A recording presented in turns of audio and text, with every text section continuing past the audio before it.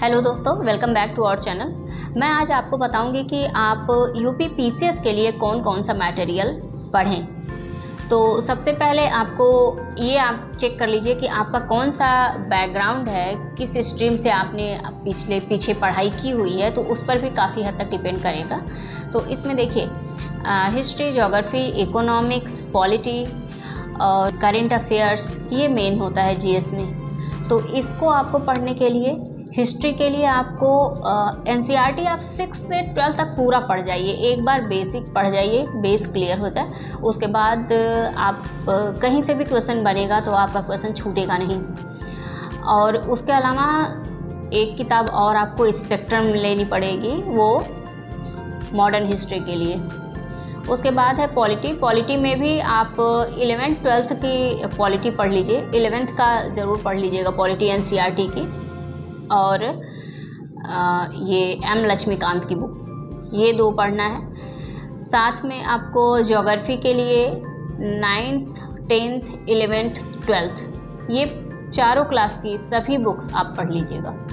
सभी बुक पढ़ना इसलिए ज़रूरी है, इसके अलावा आपको कोई बुक नहीं लेनी पड़ेगी ज्योग्राफी के लिए, इसके अलावा आपको बुक्स लेने की ज़रूरत नहीं होगी।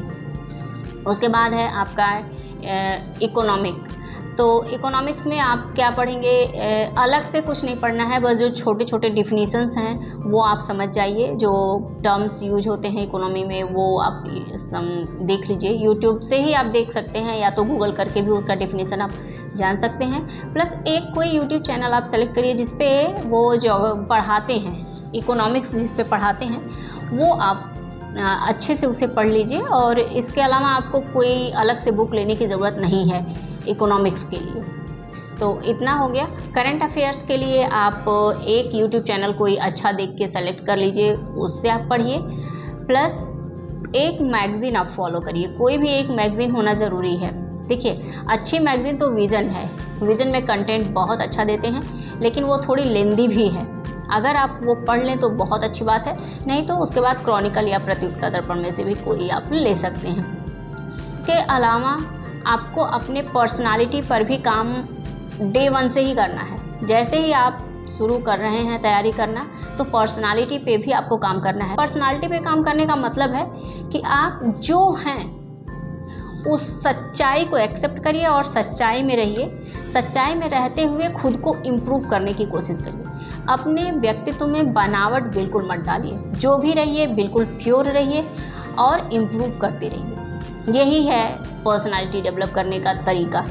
ये नहीं कि जब आपका मेंस हो जाए, मेंस लिख लिए, उसका रिजल्ट आ गया, इंटरव्यू कॉल आ जाएगी, तब आप मॉक टेस्ट ज्वाइन कर लें, और मॉक इंटरव्यू जो होता है वो ज्वाइन कर लें, और फिर आप सोचें कि उससे आपकी पर्सनालिटी वो निखार देंगे 10-15 दिन में। ऐसा नहीं होता है। आपकी पर्सनालिटी जो है वो पहले से ही निखरी हुई होनी ही चाहिए। तो आप उस पर भी धीरे धीरे काम करिए। ईमानदारी से आप अपना काम करेंगे तो आपके चेहरे पे वो ईमानदारी दिखेगी।